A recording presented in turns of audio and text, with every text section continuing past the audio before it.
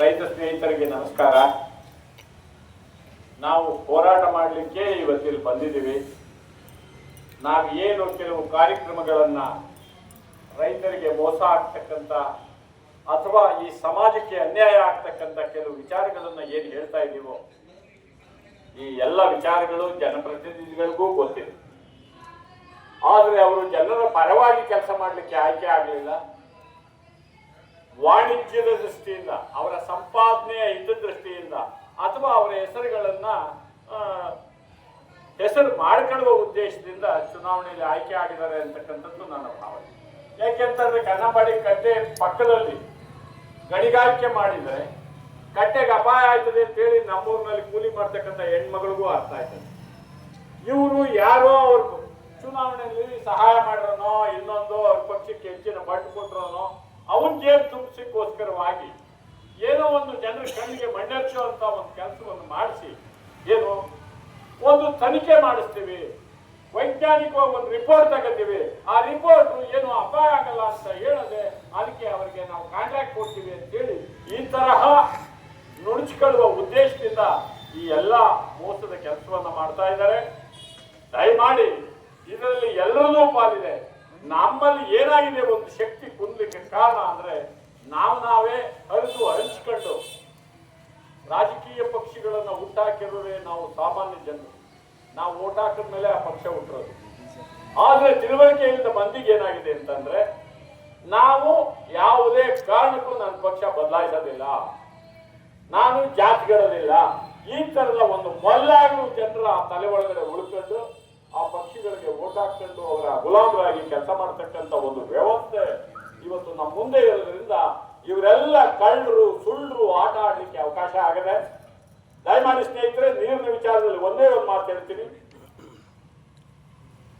ನಮ್ಮ ಕನ್ನಂಬಾಡಿ ಕಟ್ಟೆಯನ್ನ ಕಾಡಾದವ್ರು ನೋಡ್ಕೋತಾರೆ, ಕವನಿ ಹಾರಂಗಿ ಇವನ್ನ ಕಾಡಾದವ್ರು ನೋಡ್ಕೋತಾರೆ, ಸರ್ಕಾರ ನೋಡ್ಕೋತದೆ, ಸರ್ಕಾರದ ಮುಂದೆ ಧರಣಿ ಮಾಡ್ಬೋದು.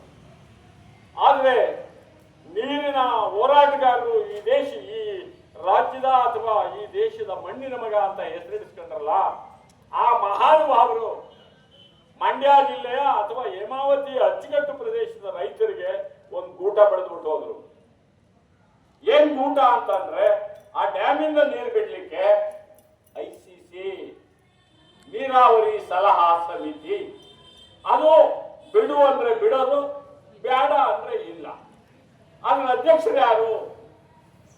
ಅದರ ಅಧ್ಯಕ್ಷರು ಎಲ್ಲಾ ಕಾಲಕ್ಕೂ ಹಾಸನ ಜಿಲ್ಲಾ ಉಸ್ತುವಾರಿ ಮಂತ್ರಿ ಯಾರಾಗಿರ್ತಾರೋ ಅವರು ಅದರ ಅಧ್ಯಕ್ಷರು. ಅಂದ್ರೆ ಹಾಸನ ಜಿಲ್ಲೆ ಸಂರಕ್ಷಣೆ ಯಾವಾಗ್ಲೂ ಇರಬೇಕು. ಅವ್ರಿಗೆ ಹೆಚ್ಚಾದ್ಮೇಲೆ ಬೇರೆ ಯಾರು ಊಟ ಮಾಡ್ರಪ್ಪ, ಅವನು ಸಮೃದ್ಧಿಯಾಗಿರ್ಬೇಕು ಅನ್ನೋ ಉದ್ದೇಶದಿಂದ ಆ ICC ಯನ್ನು ಮಾಡಿ ಅದಕ್ಕೆ ಅಧ್ಯಕ್ಷರನ್ನ ಹಾಸನ ಜಿಲ್ಲಾ ಉಸ್ತುವಾರಿ ಮಂತ್ರಿಯನ್ನು ಮಾಡಿ ಅವರು ಬಂದರು. ಆವತ್ತು ನಾನು ಜಯರಮಣ ಅವ್ರ ಪಕ್ಷದಲ್ಲೇ ಶಾಸಕರಾಗಿದ್ದಂತ KR-ಪೇಟೆ ಕೃಷ್ಣ ಅವರಿಗೆ ನಾವು ಪ್ರಶ್ನೆ ಮಾಡಿದೋ. ಯಾಕೆ ಅಂದ್ರೆ ಹೇಮಾವತಿ ಡ್ಯಾಮ್ ಅನ್ನ ನಂಬ್ಕೊಂಡಿದ್ದಂತ ಜನರಿಗೆ ಅನ್ಯಾಯ ಆಯ್ತಾ ಇದೆ. ದಯಮಾಡಿ ಜೂನ್ ಜುಲೈ ತಿಂಗಳಲ್ಲಿ ಕಡ್ಡಾಯವಾಗಿ ಈ ವ್ಯಾಪ್ತಿಯಲ್ಲಿ ಬರ್ತಕ್ಕಂಥ ಹೇಮಾವತಿ ನಾಲಾ ವ್ಯಾಪ್ತಿಯಲ್ಲಿ ಬರ್ತಕ್ಕಂಥ ಕೆರೆಕಟ್ಟೆಗಳನ್ನ ಕಡ್ಡಾಯವಾಗಿ ತುಂಬಿಸ್ಬೇಕು. ನೀವು ದೇವೇಗೌಡರ ಅನುಯಾಯಿ, ಆ ರೀತಿಯ ಒಂದು ಸರ್ಕಾರಿ ಸುತ್ತೋಲೆಯನ್ನ ಹೊರಡಿಸಿ ನೀವು ಅವ್ರ ಅನುಯಾಯಿ, ಅವ್ರ ಜೊತೆಲೇ ಇದ್ರಿ, ಒಂದು ಆಜ್ಞೆಯನ್ನ ಮಾಡಿಸಿ ಅವ್ರಿಗೆ ದಮ್ಮಯ್ಯ ಅನ್ನೋದು ಬೇಕಿಲ್ಲ, ಆಟೋಮೆಟಿಕ್ ಆಗಿ ಕೆರೆ ಕಟ್ಟೆ ಕಾನೂನು ಪ್ರಕಾರ ತುಂಬಿಸ್ಬೇಕಾಗ್ತದೆ, ತುಂಬಿಸ್ತಾರೆ ಅಂತ ಕೃಷ್ಣ ಅವರು ನಮ್ಮ ಜೊತೆ ನಗಾಬಿಡೋದು. ಮಳೆ ಹೋಯ್ತದೆ, ನಾಳೆಲ್ಲಿ ನೀರು ಬಂದ್ರೆ ಅವೇ ತುಂಬ್ಕತ್ತವೆ ಅಂತ ನಗಾಬಿಡೋದು. ಇದು ನಮ್ಮ ರಾಜಕಾರಣಿಗಳ ಇಚ್ಛಾಶಕ್ತಿ. ಮತ್ತೆ ಅದೇ ICC ಮೀಟಿಂಗ್ ಒಳಗಡೆ ಪುಟನೇನವರು ಶಾಸಕರಾಗಿದ್ದ ಸಂದರ್ಭದಲ್ಲಿ ಒಂದು ಬೇಸಿಗೆ ಬೆಳೆಗೆ ನೀರಿನ ಹಂಚಿಕೆಯ ವಿಚಾರ ಬಂತು. ಪುಟನೇನವರು ಅರ್ಧ ಗಂಟೆ ತಡವಾಗಿ ಹೋಗಿದ್ರು. ಹಾಸನ ಜಿಲ್ಲೆಯ ದೇವೇಗೌಡರ ಮಗ ರೇವಣ್ಣ ಅವರು ಅವತ್ತು ಹಾಸನ ಜಿಲ್ಲೆಯ ಉಸ್ತುವಾರಿ ಸಚಿವರು ಮೀಟಿಂಗ್ ಕರೆದಿದ್ರು. ಮೀಟಿಂಗ್ ನಲ್ಲಿ ಪುಟ್ಟಣ್ಣಯ್ಯವರು ಅರ್ಧ ಗಂಟೆ ತಡವಾದ ಕಾರಣದಿಂದ ಅಲ್ಲಿ ಸೇರಿದ್ದಂತ ಎಲ್ಲಾ ಸದಸ್ಯರು ಡ್ಯಾಮಲ್ಲಿ ಇರ್ತಕ್ಕಂಥ ನೀರು ಈ ಬೇಸಿಗೆ ಬೆಳೆಗೆ ನಾಳೆನಲ್ಲಿ ನಾವು ಯಾವ ಬೆಳೆಗೂ ಕೊಡಕ್ ಆಗಲ್ಲ ಅಂತೇಳಿ ರೆಸೊಲ್ಯೂಷನ್ ಮಾಡಿ ಪುಸ್ತಕ ಮುಚ್ಚಿಟ್ಟಿದ್ರು. ರೆಸೊಲ್ಯೂಷನ್ ಪುಸ್ತಕನ ನಂತರ ಪುಟನೇರು ಹೊಲಿಕ್ ಹೋದ್ರು. ಏನಾಯ್ತು ಅಂತ ಕೇಳಿದ್ರು. ನೀರು ಕಡಿಮೆ ಇದೆ, ಬೆಳಗ್ಗೆ ನೀರು ಕೊಡಕ್ಕಾಗಲ್ಲ ಅಂತ ರೇವಣ್ಣ ಅವ್ರು ಅಂದ್ರು. ಹೌದಾ? ಹಾಗಿದ್ಮೇಲೆ ಯಾರಪ್ಪ ಅಗ್ರಿಕಲ್ಚರ್ ಡಿಪಾರ್ಟ್ಮೆಂಟ್ ಅವ್ರು ಯಾರು ಬಂದಿದ್ದೀರಿ ಹೇಳ್ರಿ ಮ್ಯಾಕೆ ಅಂತ. 1 TMC ನೀರಲ್ಲಿ ಎಷ್ಟು ಎಕರೆಯಲ್ಲಿ ಭತ್ತ ಬೆಳಿಬಹುದು, ಎಷ್ಟು ಎಕರೆಯಲ್ಲಿ ಕಬ್ಬು ಬೆಳಿಬಹುದು, ಎಷ್ಟು ಎಕರೆಯಲ್ಲಿ ರಾಗಿ ಬೆಳಿಬಹುದು, ಟೋಟಲ್ TMC ನೀವು ಡ್ಯಾಮ್ ಸೇಫ್ಟಿಗೆ ಇಟ್ಕೊಂಡು ಎಷ್ಟು TMC ನೀರನ್ನ ರೈತರಿಗೆ ಕೊಡಕ್ ಸಾಧ್ಯ ಇದೆ ಅದನ್ನ ಹೇಳಿ ಅಂತೇಳಿ ಕೇಳ್ಬಿಟ್ಟು ಅವ್ರಿಗೆ ಕೇಳಿದ್ರು. ಅವರು ಬರ್ಕೊಂಬಂದಿಲ್ಲ, ಮ್ಯಾಕ್ ಕಳಿತು ಹಿಂಗ್ ನೋಡ್ತಾ ಇದ್ರು. ಅವರಿಗೆ ಬಯೋಡೇಟಾನ ಸ್ಟಾಟಿಸ್ಟಿಕ್ಸ್ ನ ಪುಟನೆಯರೇ ಕೊಟ್ಟರು. 1 TMC ನೀರಲ್ಲಿ 12,000 ಎಕರೆ ರಾಗಿ ಬೆಳಿಬಹುದು, 6,000 ಎಕರೆ ಕಬ್ಬು ಬೆಳಿಬಹುದು, ಈಗ ಕೊಟ್ರು. ಆಮೇಲೆ ಇರೋ ನೀರನ್ನ 3 ಕಟ್ ಬರ್ತದೋ 4 ಕಟ್ ಬರ್ತದೋ ನಾಲೆನಲ್ಲಿ ಬಿಡಿ. ಅಂಡರ್ಗ್ರೌಂಡ್ ವಾಟರ್ ಟೇಬಲ್ ಜಾಸ್ತಿ ರೈಸ್ ಆಗುತ್ತೆ, ಕೆರೆ ಕಟ್ಟೆಗಳು ತುಂಬ್ಕತ್ತವೆ, ಅಲ್ಲಿ ಕೆರೆ ಅಚ್ಚುಕಟ್ಟಲ್ಲಿ ಬರ್ತಕ್ಕಂಥ ತೋಟಗಳು ಉಳ್ಕತ್ತವೆ. ಈ ಕೆಲಸ ಯಾಕೆ ಮಾಡಬಾರ್ದು ಅಂತ ರೆಸೊಲ್ಯೂಷನ್ ಒಡಿಸಿ ಮತ್ತೆ ರೆಸೊಲ್ಯೂಷನ್ ಮಾಡಿಸಿದ್ರು. ಇದು ನಾನು ಕಣ್ಣಾರ ಕಂಡಿದ್ದೀನಿ.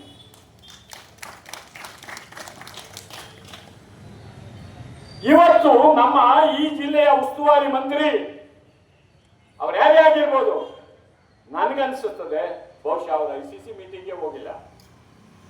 ಇವ್ರು ಮಂತ್ರಿಗಿರಿ ಮಾಡಾರ, ಮಂಡ್ಯ ಜಿಲ್ಲೆ ಉಳಿಸಾರ, 1 ವಾರ ಕೆರೆ ಕಟ್ಟೆಗೆ ನೀರು ಬಿಟ್ಟರು, ಬಾಗಿಲು ಹಚ್ಚಿದ್ರು. ಸತತವಾಗಿ ಡಿಸೆಂಬರ್ ತನಕ ನದಿನಲ್ಲಿ ನೀರು ಹರಿಯಿತು. 3 ಅಡಿ 4 ಅಡಿ ಪ್ರಮಾಣದಲ್ಲಿ ನೀರು ಹರಿಯಿತು ಡ್ಯಾಮ್ ಕಟ್ಟೆಗಳ ಮೇಲೆ. ಆ ನೀರನ್ನ ನಾಲೆ ಮುಖಾಂತರ ಬಿಟ್ಟಿದ್ರೆ ಕೆರೆ ಕಟ್ಟೆ ತುಂಬಿಕೊಂಡು ಬೀಳ್ ನೀರು ಅಲ್ಲಿಗೆ ಹೋಗ್ತಿರ್ಲಿಲ್ವಾ ಹೇಮಾವತಿಗೆ, KRSಗೆ? ಈ ಕೆಲಸ ಮಾಡಕ್ಕೆ 3 ಜನ ಶಾಸಕರ ಕೈಲಿ ಯಾರ ಕೈಲೂ ಆಗಿಲ್ಲ. ಆ ಸಿಟ್ಟು ನಮ್ಮನ್ನು ಕಾಡ್ತದೆ. ಎಷ್ಟು ಲಕ್ಷ ತೆಂಗಿನ ಗಿಡ ಒಣಗೋದು ಈ ವರ್ಷ, ಎಷ್ಟು ಸಾವಿರ ಅಡಿಕೆ ಮರ ಒಣಗೋದು.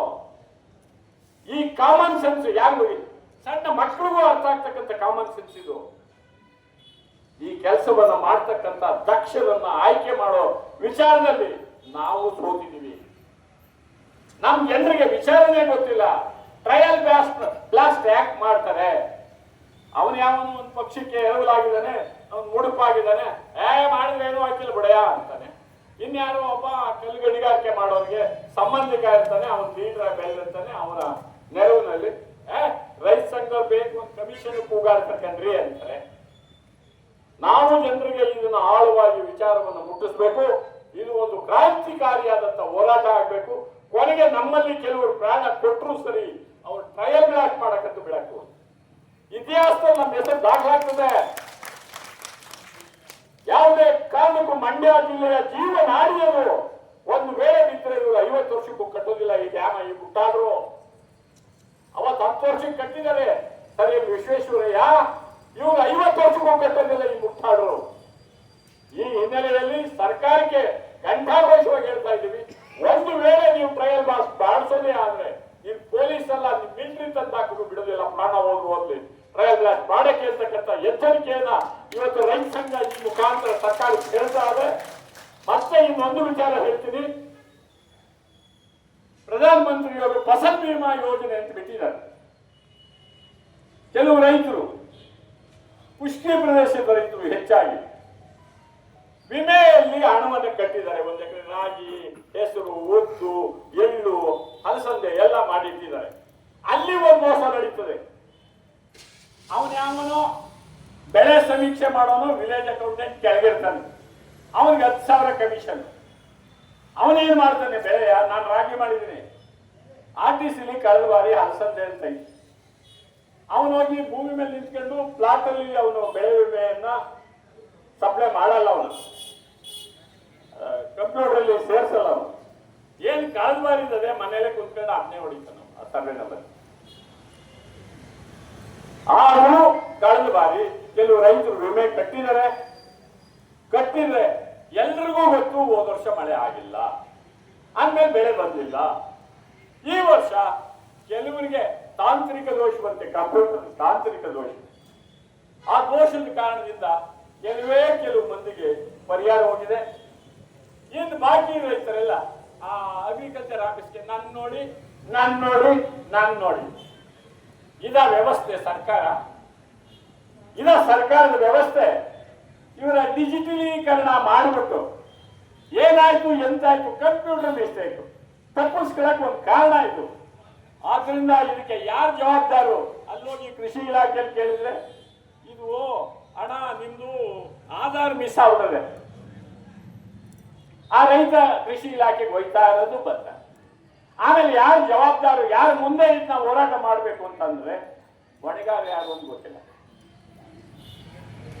ನಮ್ಮ ಜಿಲ್ಲಾಧಿಕಾರಿಗಳು ಗೊತ್ತಿಲ್ಲ, ಮೈಕ್ರೋ ಫೈನಾನ್ಸ್ನವ್ರಿಗೆ ಲೈಸೆನ್ಸ್ ಕೊಟ್ಟಿದಾರಲ್ಲ, ಲೈಸೆನ್ಸಿಂಗ್ ಅಥಾರಿಟಿ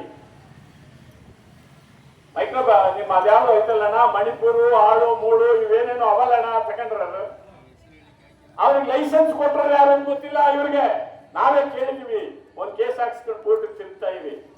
ಯಾವೊಂದು ಒಬ್ಬನ ರೈತನ ಒಡವೆ ಬಿಡಿಸೋ ಉದ್ದೇಶದಲ್ಲಿ ಹರಾಜಾಗದೆ ಅಂತ ಹೇಳಿ ನಾವೇ ಹೋರಾಟ ಮಾಡಿ 11 ಜನ 15 ಜನರ ಮೇಲೆ ಒಂದು ಕೇಸ್ ಆಗಿದೆ, ತಿರುಗ್ತಾ ಇವಿ.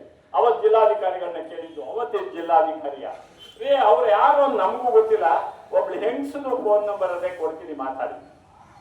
ಆ ಹೆಂಗಸನ್ ಫೋನ್ ಮಾಡಿದ್ರು, ಒಂದಿನ ಫೋನ್ ಎತ್ತಿದ್ಲು, ಇನ್ ಫೋನ್ ಸ್ವಿಚ್ ಆಫ್, ಫೋನ್ ಎತ್ತೋದೇ ಇಲ್ಲ. ಈ ದಂಧೆಕೋರರು ಬಂದು ದೇಶದೊಳಗಡೆ ಲೂಟಿ ಮಾಡಕ್ ಬಿಟ್ಕೊಂಡು ನೀವು ನಮ್ಮ ಕಲ್ಯಾಣ ಹೆಂಗ್ ಮಾಡ್ತೀರಿ? ಅದೇನು ಇದಕ್ಕೆ ಸೇಟು ಅಂಗಡಿಗೆ ಮಾತ್ರ ಪ್ರೊಫೆಸರ್ ಹೇಳ್ಕೊಟ್ಟದು ಗೊತ್ತಾಯ್ತು ನಮ್ಗೆ. ಅದ್ರ ಹಿಂದ್ಗಡೆ ಹಾಕೊಂಡೇ ನೋಡ್ರಿ, ಹಿಂದೆ ರೇಟ್ ಆಫ್ 1.5% ಇಂಟ್ರೆಸ್ಟ್ ಅಂತ ಹಿಂದ್ಗಡೆ ಹಾಕೊಂಡೇ ಸಣ್ಣ ಅಕ್ಷರದಲ್ಲಿ ನಿಮ್ಮ ಹತ್ರ 3% 5% ಲೂಟಿ ಮಾಡ್ತಾವೆ. ಸೇಟು ಅಂಗಡಿಗೆ ನುಗ್ಗಿ ಅಂತ ಹೇಳ್ಕೊಟ್ಟ ಮೇಲೆ ನಮ್ಗೆ ಅದು ಗೊತ್ತಾದದ್ದು. ಅವ್ರಿಗೆ ಲೈಸೆನ್ಸ್ ಕೊಡೋನು ಅಸಿಸ್ಟೆಂಟ್ ರಿಜಿಸ್ಟ್ರಾರ್, ಇವ್ರಿಗೆ ಲೈಸೆನ್ಸ್ ಕೊಟ್ಟರು ಯಾರು? ಇವ್ರು ಲೇವಲ್ ಮಾಡಕ್ಕೆ ಇವ್ರಿಗೆ ಲೈಸೆನ್ಸ್ ಕೊಟ್ಟಾರ ಯಾರು? ಜಿಲ್ಲಾಧಿಕಾರಿಗಳು ಕೇಳಿದ್ರೆ ಗೊತ್ತಿಲ್ಲ. ಇದು ಸರ್ಕಾರನ? ಈ ಹಿನ್ನೆಲೆಯಲ್ಲಿ ನಾವು ಶಕ್ತಿಯುತವಾಗಿ ಬೆಳಿಬೇಕು. ಇವತ್ತು ಸಾಂಕೇತಿಕವಾಗಿ ನಾವು ಬಂದಿದ್ದೀವಿ. ನಮ್ಮ ಮುಂದಿನ ಹೋರಾಟಗಳೇನು, ಮತ್ತೆ ನಮಗೆ ಏನ್ ಆಗ್ಬೇಕು ಅಂತಕ್ಕಂಥ ವಿಚಾರವನ್ನ ಜಿಲ್ಲಾಧಿಕಾರಿಗಳ ಗಮನಕ್ಕೆ ಅವ್ರ ಮುಖಾಂತರ ಸರ್ಕಾರಕ್ಕೆ ತರಲಿಕ್ಕೆ ಪ್ರಯತ್ನವನ್ನು ಪಡ್ತಾ ಇದ್ದೀವಿ.